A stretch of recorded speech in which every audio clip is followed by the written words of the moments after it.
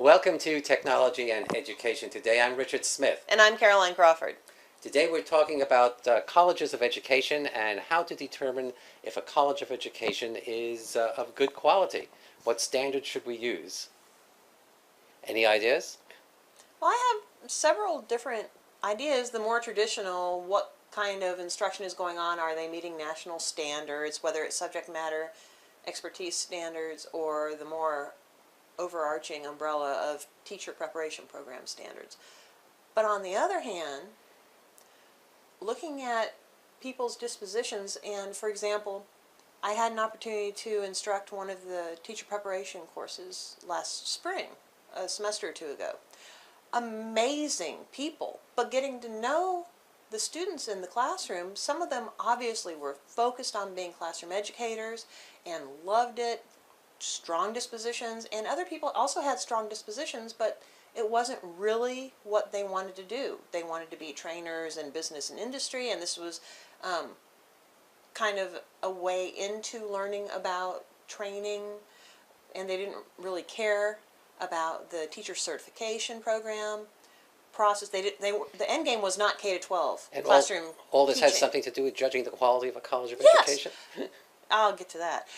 Yes, there are different people in there for different reasons, and getting to know the students, it's important to know how to guide the students. For example, the people who wanted to be classroom trainers, they weren't interested in K-12 certification. They didn't want that outcome. They wanted to know how to instruct. So, guiding those people into a different track towards training, towards adult andragogy versus pedagogy would be appropriate at that point. So, questioning who the students are, what their outcomes truly are desired, what those desires are, is necessary and important within all teacher preparation programs, so that people who want to be K-12 educators, classroom teachers, will have that focus. But you also have alternative routes for people who have alternative ideas, and this is the best option for them. I'm thinking, let's take a look at the faculty.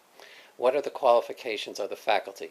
Are the faculty, one, experienced classroom teachers who have gone on for a doctorate degree, and two, if they are, after they've received their doctorate degree and they're now teaching in a particular college of education, are they also doing some sort of research that would allow them to advance the field of education and classroom teaching? That would be one thing I would be looking at. Looking at the university professors, but also looking at the classroom teachers as professional but educators. They are so strongly right, but impacting. we're talking about colleges of education. We are talking about colleges of education. How you judge a college of education. But the field-based component is necessary and appropriate, and one might suggest more vitally important than sitting in a classroom and learning the knowledge base. You have the knowledge base, now rubber hits the road. Simply said, does the College of Education have a field-based component beyond strong field-based component beyond just student teaching? And then two, when you say a strong field-based component, we need to determine what is in that field-based component. What experiences, the quality of personnel. And who is supervising those students when they are taking part in the field-based mentors and such. Right. But I still state that the classroom educator is vitally important as a professional educator. I understand that, but we were talking about how to evaluate a college of education. So I would say the next thing I'm going to be looking at is how the classes are conducted within the College of Education. Are they simply lectures about what the teacher should be doing in the classroom, or is the professor modeling the processes that the students should be using within that class? In other words, are the students actively participating in the class, or in the form of groups, doing research, working together, problem solving within that classroom? Mini lessons. Mini lessons, or are they conducting mini lessons on their own, or are they simply just sitting back and getting that information? And where this really becomes an interesting question is when it becomes easier to see is when you're looking at online programs preparing students to be teachers, because in that instance there's only so much interaction that you can have with the person teaching you. So while there are a lot of qualities for online education as far as teacher preparation is concerned.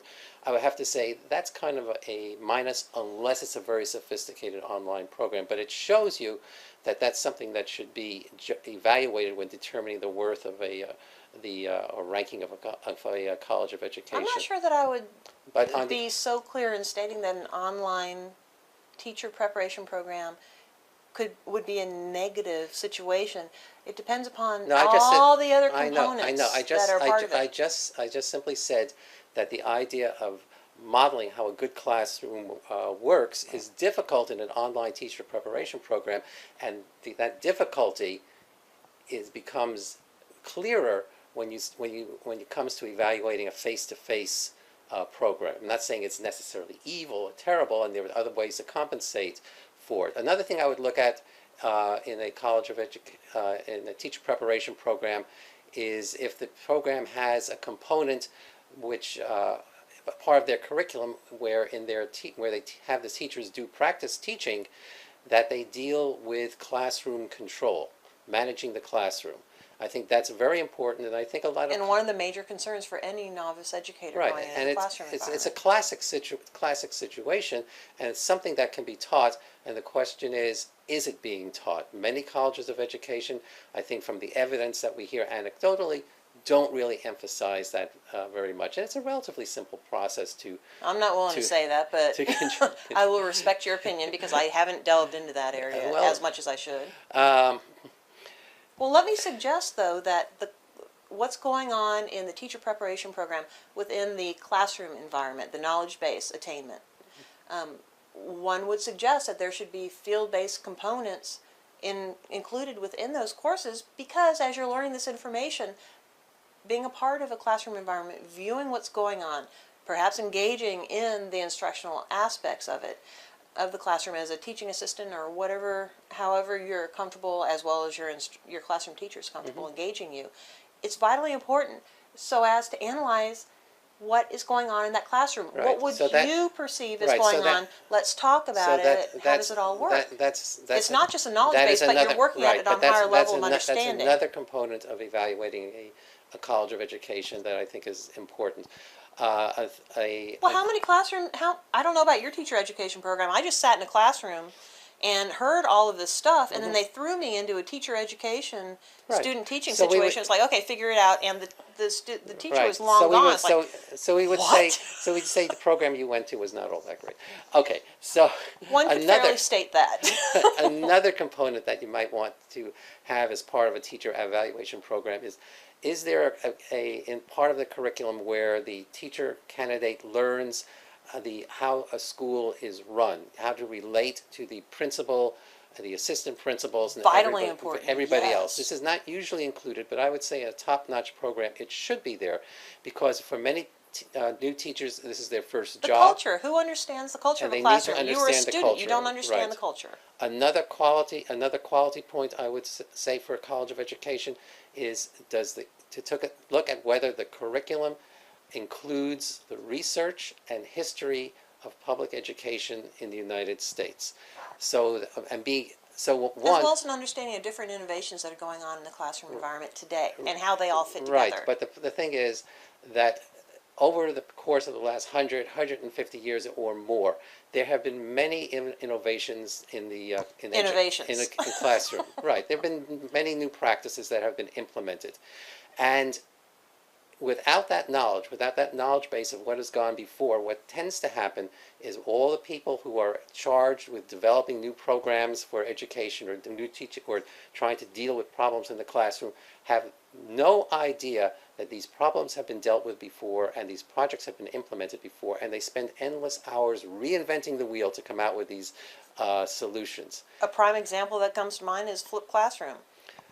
All flipped classroom is the students doing their homework, perhaps with technological components integrated today, but they're still doing their homework and coming to class ready to learn. That is another example. And I'd say that one more point I want to make is that the teachers should have a course in evaluation and research, so that when they see things written or are told things where they're told that an innovation that they're asked to do is going to be very effective, mandated to do, that they have the understanding and of how research is conducted, and they can bring up the question and say, wait a second, from what I know, this really hasn't been proving what you're asking us to do. Or if they're in a meeting and they're considering a variety of projects, those teachers who have a research base can say, can evaluate what's being discussed and say, wait a second, let's just not leap into this right now. You're right. When I started teaching way back in the early 90s, everything was about learning styles. Everything had to revolve around learning styles.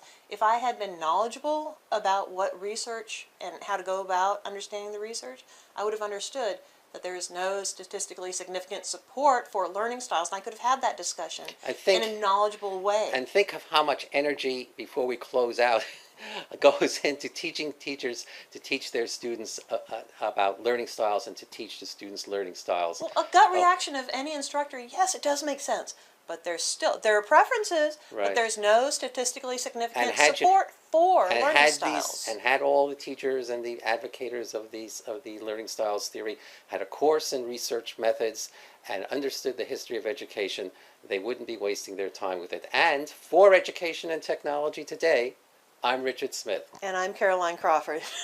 Bye. Difficult to keep quiet.